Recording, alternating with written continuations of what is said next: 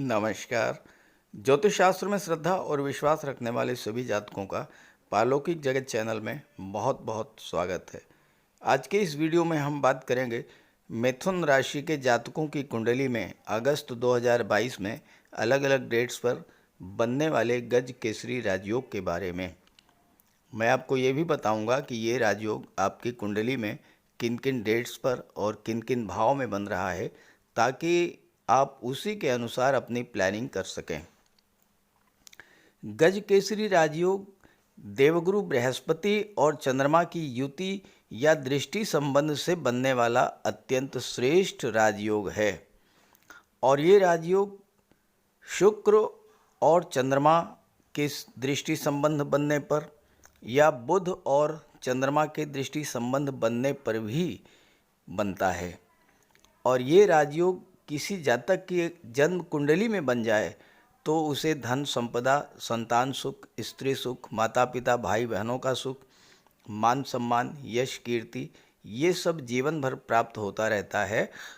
और जहाँ तक गोचर की बात है तो ये हर महीने कुछ विशेष तिथियों पर बनता है, लेकिन आपको इसकी जानकारी नहीं हो पाती, इसलिए आपको इसका लाभ नहीं मिल पाता।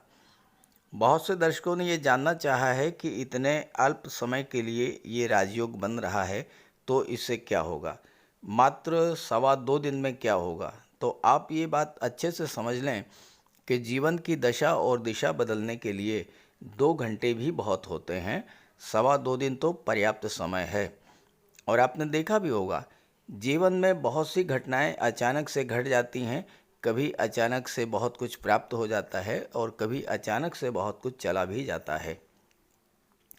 किसी भी राजयोग का लाभ तो 2 दिन क्या 2 घंटे में मिल जाता है, अगर आपकी जन्म कुंडली में राजयोग बनाने वाला ग्रह मजबूत स्थिति में हो या आपके जीवन में उस ग्रह की महादशा या अंतर्दशा चल रही है।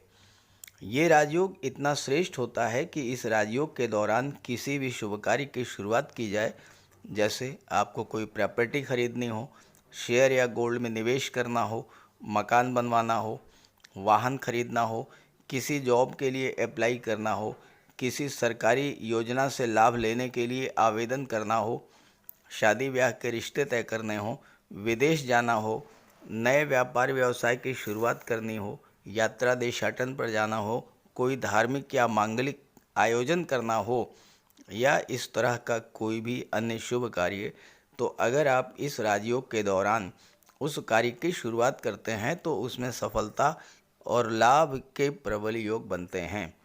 यहाँ एक बात और, अच्छे समय का इंतज़ार करने से बेहतर है कि वर्तमान को ही अच्छा बनाया जाए। और साथ ही जब भी आपके जीवन में शुभ समय आए, शुभ योग बने, तो उसका पूरा लाभ उठाना चाहिए। इसी उद्देश्य से ये वीडियो अपलोड कर रहा हूँ, ताकि आपको शुभ समय की, शुभ मुहूर्त की जानकारी हो सके और आप शुभ समय पर शुभ कार्यों की शुरुआत करें और उसका पूरा लाभ ले सकें। ये विश्लेषण आपकी चंद्र राशि के आधार पर किया जा रहा है और वीडियो के अंत में मैं आपको देवगुरु के उपाय भी बताऊंगा। तो चलिए वीडियो शुरू करते हैं। तो ये है मिथुन राशि के जातकों की कुंडली। गज केसरी राजयोग कुंडली में तब बनेगा जब देवगुरु का गोचर केंद्र या त्रिकोण के भाव में हो और चंद्रमा पर देवगुरु की दृष्टि पड़े। तो जो पहली डेट है वो है 6 अगस्त। 6 अगस्त को 12:06 पर बाद दोपहर चंद्रमा राशि परिवर्तन करके वृश्चिक राशि में गोचर करेंगे और कुंडली के 6ठे भाव में चंद्रमा का गोचर होगा और देवगुरु की 9वीं दृष्टि चंद्रमा पर पड़ेगी और गज केसरी राजयोग बन गया। हालांकि 6ठे भाव में गज केसरी राजयोग उतना अधिक प्रभावी नहीं होता है, लेकिन ये राजयोग 6ठे भाव के शुभ प्रभावों में वृद्धि करेगा और अशुभ प्रभाव से रक्षा करेगा। शत्रु पराजित होंगे। किसी शुभ कार्य के लिए कर्ज लेना चाहते हैं तो कर्ज आपको मिल जाएगा। आजकल के समय में कर्ज प्राप्त करना भी बहुत मुश्किल काम है। लेकिन अगर आप बच्चों की शिक्षा के लिए, व्यापार व्यवसाय को बढ़ाने के लिए, किसी धार्मिक या मांगलिक कार्यक्रम के लिए, पूजा पाठ के लिए, या फिर वाहन या मकान खरीदने के लिए, शादी ब्याह के लिए, ऐसे कार्यों के लिए अगर आप कर्ज लेना चाहते हैं तो इस गोचर काल में अगर आप अप्लाई करते हैं तो आपको लोन मिल जाएगा। हालांकि मन थोड़ा अशांत रहेगा, छोटी मोटी स्वास्थ्य संबंधी समस्याएं रहेंगी, तो पूजा पाठ में मन लगाएं, उससे आपको लाभ मिलेगा। और चूंकि चंद्रमा छठे भाव में गोचर कर रहे हैं तो और चंद्रमा की दृष्टि पड़ेगी 12वें भाव पर, और 12वें भाव के स्वामी शुक्र हैं, तो 6 अगस्त को अगर आप विदेश जाना चाहते थे या विदेश से व्यापार व्यवसाय करना चाहते थे या विदेश उच्च शिक्षा के लिए जाना चाहते थे तो उसके लिए आप प्रयास कर सकते हैं और आपको सफलता मिलेगी। 12वां भाव धर्म, अध्यात्म और मोक्ष का होता है, और चंद्रमा क्या है? हमारा मन है। तो जितना ही आप धर्म कर्म में मन लगाएंगे, पूजा पाठ में मन लगाएंगे, उतना ही ज़्यादा आपको लाभ होगा। विदेश जाने की आप प्लानिंग कर सकते हैं, विदेश यात्राओं पर जा सकते हैं और विदेश से व्यापार की शुरुआत भी आप कर सकते हैं। कोर्ट कचहरी से संबंधित कार्य की शुरुआत कर सकते हैं, जैसे वकालत का कार्य, बीड राइटर का कार्य या फिर स्टाम्प विक्रेता का कार्य। और चूंकि कुंडली के छठे भाव में ये राजयोग बन रहा है और छठा भाव ननिहाल पक्ष का भी होता है, तो ऐसे में आप ननिहाल पक्ष के साथ कोई व्यापार व्यवसाय भी शुरू कर सकते हैं, उसमें आपको लाभ होगा।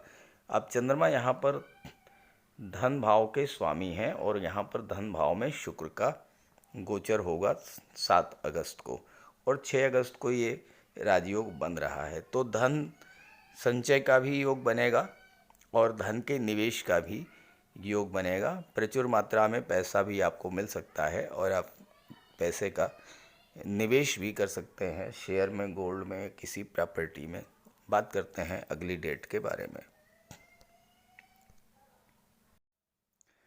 अगली डेट है 10 अगस्त।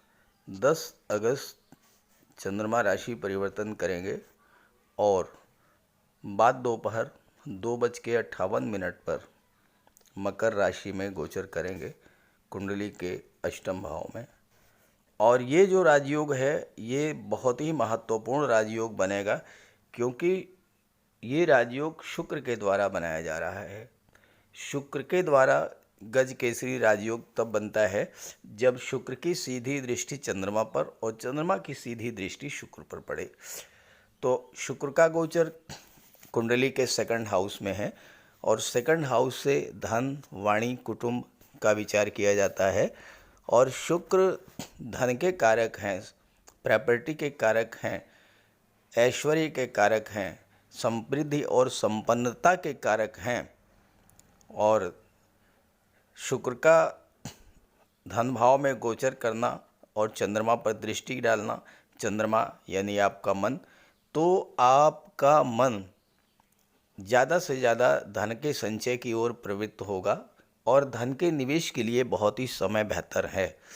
और अगर आप महिला हैं तो इस गोचर काल में आप ज्वेलरी, ऑर्नामेंट्स, आभूषण ये खरीद सकती हैं।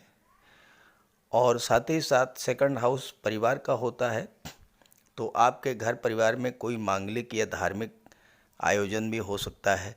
सेकंड हाउस वाणी का होता है, तो आपके वाणी पर चंद्रमा का प्रभाव रहेगा। चंद्रमा अत्यंत शांत और शीतल ग्रह हैं, तो आपकी वाणी अत्यंत शांत, मधुर और ज्ञानयुक्त होगी और इसका लाभ आपको राजनीति, शिक्षा, धर्म के क्षेत्र में, साथ ही साथ कला के क्षेत्र में भी आपको बहुत बड़ा लाभ मिलने जा रहा है।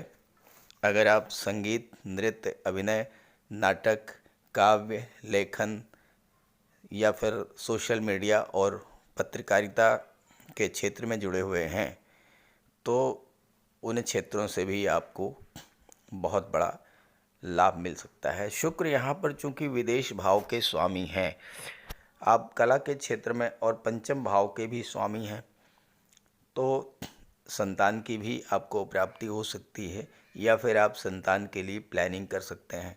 आपके संतान को कोई जॉब मिल सकती है, या फिर कला के क्षेत्र में आप किसी प्रदर्शन के लिए, किसी शो के लिए आप विदेश भी जा सकते हैं।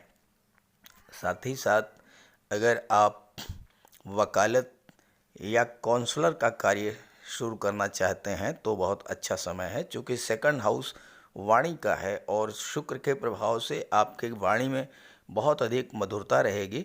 तो आप ब्याज बट्टा गिरवी कमीशन या ब्रोकरेज का काम भी आप शुरू कर सकते हैं।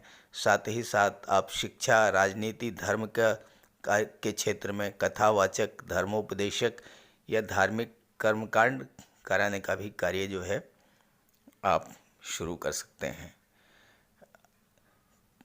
इस गोचर काल में चूँकि शुक्र विवाह के भी कारक होते हैं और संतान के भी कारक होते हैं, तो अगर आपका विवाह होता है, चूँकि सप्तम भाव के स्वामी देवगुरु हैं और देवगुरु विवाह और संतान के कारक होते हैं, तो अत्यंत उत्तम कोटि का विवाह होगा और आपका जीवन साथी योग्य होगा, उच्च शिक्षित, गुणवान और धनवान होगा।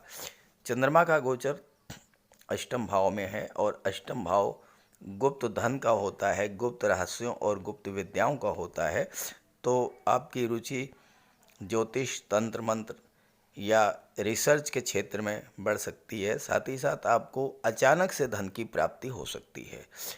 अनएक्सपेक्टेड वेल्थ, ऐसा पैसा जिसके बारे में आपने सोचा भी नहीं है और वो पैसा आपको अचानक से मिल जाएगा और आप खुद ताजुब करेंगे कि कैसे ये पैसा आपको मिल गया। साथ ही साथ लॉटरी, शेयर, सट्टा से भी आपको फ़ायदा हो सकता है और साथ ही साथ ससुराल पक्ष से भी आपको धन की प्राप्ति हो सकती है। कोई पैसा आपने किसी को उधार दिया है वो इस गोचर काल में आपको मिल सकता है। अगली डेट की बात करते हैं। अगली डेट है 14 अगस्त, प्रातः 4:15 पर। चंद्रमा का गोचर मीन राशि में होगा और कुंडली के दशम भाव में ये राजयोग बनेगा। देवगुरु और चंद्रमा की युति बनेगी। तो जब देवगुरु का गोचर केंद्र के भाव में हो और देवगुरु की दृष्टि चंद्रमा पर पड़े या देवगुरु और चंद्रमा की युति बने तो गज केसरी राजयोग बनता है। तो चंद्रमा और गुरु की युति बनने से गज केसरी राजयोग बन गया दशम भाव में।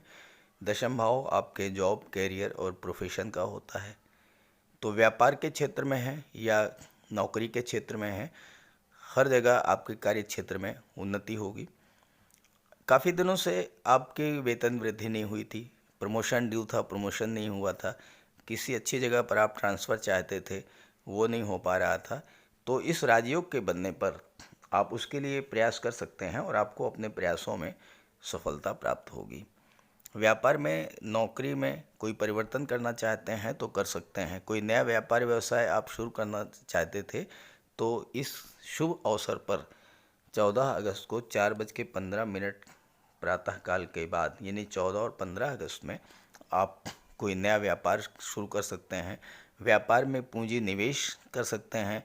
व्यापार को बढ़ाना चाहते थे या कोई पार्टनर नया आप उसमें जोड़ना चाहते थे, और ख़ास करके अगर आप शिक्षा के क्षेत्र से, education sector, finance sector, banking sector से जुड़े हुए हैं, या फिर आप काउंसलर हैं, वकालत के क्षेत्र से, या ब्याज बट्टा गिरवी का कार्य करते हैं, तो इन सभी क्षेत्रों में आप कुछ नया करना चाहते थे तो कर सकते हैं और आपको सफलता मिलेगी।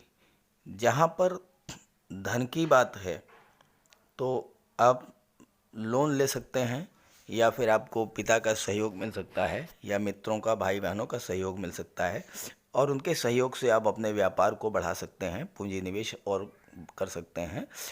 और साथ ही साथ कार्यस्थल पर अगर आपके बॉस से या सहकर्मियों से संबंध खराब चल रहे थे तो उसे आप सुधार सकते हैं, उसके लिए भी बेहतर समय है। चंद्रमा और देवगुरु दोनों की दृष्टि कुंडली के चतुर्थ भाव पर पड़ेगी और चतुर्थ भाव से भौतिक सुखों का विचार किया जाता है, भूमि, भवन, वाहन, प्रॉपर्टी, इन सब का। तो अगर आपका मन कोई ज़मीन खरीदने का था, कोई वाहन खरीदने का था, या भवन का निर्माण करना चाहते थे, या भवन का डेकोरेशन करना चाहते थे, तो ऐसे सभी कार्य जो है आप इस गोचर काल में शुरू कर सकते हैं। चलिए अगली बात, डेट की बात कर लेते हैं। अगली डेट है जब आपकी कुंडली में गज केसरी राजयोग बनेगा, 24 अगस्त। डेट और टाइम नोट करिए। 24 अगस्त को प्रातः 6:56 चंद्रमा का गोचर कर्क राशि में होगा। कुंडली के सेकंड हाउस में गोचर करेंगे चंद्रमा, और कर्क राशि चंद्रमा की ही राशि है और देवगुरु की उच्च की राशि है। देवगुरु की पंचम दृष्टि चंद्रमा पर पड़ेगी तो गज केसरी राजयोग बनेगा। अब ये गज केसरी राजयोग कुंडली के धन भाव में बन रहा है, तो धन के संचय और धन के निवेश की दृष्टि से ये बहुत बेहतर समय रहेगा। विस्तार से पहले ही चर्चा हो चुकी है सेकंड हाउस की, इसलिए दोबारा रिपीट नहीं करेंगे। अगली डेट जो बन रही है वो बन रही है 28/8 की। 28/8 को एक बार फिर से गज केसरी राजयोग बनेगा, और 28/8 प्रातः 4:15 ये रविवार को बनेगा योग, और चंद्रमा का गोचर शुक्ल पक्ष में होगा, और चंद्रमा कुंडली के चतुर्थ भाव में गोचर करेंगे। देवगुरु की दृष्टि चंद्रमा पर और चंद्रमा की दृष्टि देवगुरु पर, चंद्रमा और देवगुरु का समसप्तक दृष्टि संबंध बनेगा और अत्यंत श्रेष्ठ गज केसरी राजयोग बनेगा। चूँकि ये राजयोग कुंडली के चतुर्थ भाव में हो रहा है, तो चतुर्थ भाव भौतिक सुखों का होता है, माता का होता है, मातृभूमि का होता है। अगर आप कोई प्रॉपर्टी खरीदना चाहते हैं, जैसा मैंने शुरू में बताया है कि कोई शुभ कार्य आप शुरू करना चाहते हैं तो उसके लिए बहुत अच्छा होता है। तो कोई प्रॉपर्टी खरीदनी है, ज़मीन खरीदनी है, वाहन खरीदना है, घर बनाने की शुरुआत करनी है, ऐसे कार्यों की शुरुआत आप इस राजयोग के बनने पर कर सकते हैं। माता से, अपने भाई बंधुओं से, चाचा ताऊ से संबंध खराब थे तो उन्हें सुधारने का प्रयास आप इस गोचर काल में कर सकते हैं। और साथ ही साथ अगर आप विदेश जाना चाहते थे तो उस स्थिति में भी आप विदेश जाने के लिए भी 28 अगस्त को प्रयास कर सकते हैं, और जब आप शुभ कार्य शुभ मुहूर्त में करेंगे तो निश्चित रूप से सफलता मिलेगी। लेकिन और अधिक बेहतर बनाने के लिए, और अधिक सफलता प्राप्त करने के लिए आप देवगुरु का उपाय जरूर करें। तो चलिए बात कर लेते हैं उपायों पर। कुंडली में देवगुरु बृहस्पति का बहुत ही महत्वपूर्ण स्थान है, क्योंकि देवगुरु कुंडली के पंचम और नवम भाव के कारक होते हैं। पंचम भाव से संतान का विचार किया जाता है, शिक्षा का विचार किया जाता है, और नवम भाव से भाग्य का विचार किया जाता है। गुरु ग्रह भाग्य के लिए जिम्मेदार माने जाते हैं, और किसी भी कार्य की सफलता के लिए देवगुरु का मजबूत होना बहुत ज़रूरी है। जब कुंडली में देवगुरु मजबूत होते हैं तो भाग्य का साथ मिलता है, जिस काम में हाथ डालते हैं वो सफल होता है, विवाह समय से होता है, शिक्षा अच्छी मिलती है, गुरु की कृपा रहती है, धन की प्राप्ति होती है। तो देवगुरु के लिए कुछ उपाय बताने जा रहा हूँ, उपाय ज़रूर कीजिएगा। अगर आपकी जन्म कुंडली में गुरु कमज़ोर स्थिति में है तो आपको गुरुवार का व्रत करना चाहिए। स्नान करते समय जल में आधा चम्मच हल्दी डालकर स्नान करें। स्नान के बाद पीले रंग के वस्त्र धारण करें, और साथ ही साथ केसर या हल्दी का तिलक लगाएं, और गुरुवार के दिन भगवान विष्णु की उपासना करें। घर में केले का एक वृक्ष लगा लें, उसकी पूजा करें, उसकी सेवा करें। भोजन में चने के बेसन, चीनी और घी से बने लड्डू का सेवन करें, और अपनी क्षमता के अनुसार पीले वस्त्र, हल्दी, शहद, धार्मिक पुस्तकें, इन सब का दान कर सकते हैं। अगर गुरु ग्रह कमज़ोर है तो पुखराज धारण करें, लेकिन इसके लिए किसी योग्य ज्योतिषी की सलाह ले लें। माता पिता, गुरु और बुज़ुर्गों का सम्मान करें, उनकी देखभाल करें और उनका आशीर्वाद प्राप्त करें। साफ सफाई रखें, गुरु की सेवा करें और दही और चावल गरीबों को खिलाएं।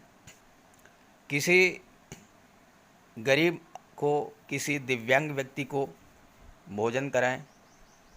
किसी वृद्धाश्रम में जाकर के वृद्धों के साथ कुछ समय बिताएं, उनकी समस्याओं को जानें समझें। कोई ज़रूरी नहीं है कि आप धन से ही सहायता करें, तन और मन से भी आप मदद कर सकते हैं दूसरों की, और ऐसा करने से देवगुरु अत्यंत प्रसन्न होते हैं। और जब देवगुरु बलवान होंगे तो आपको पूरा लाभ मिलेंगे। तो ये उपाय करके देखिएगा, लाभ होगा। कमेंट करके बताइएगा ताकि आपके साथियों को भी इसका लाभ मिल सके। नमस्कार।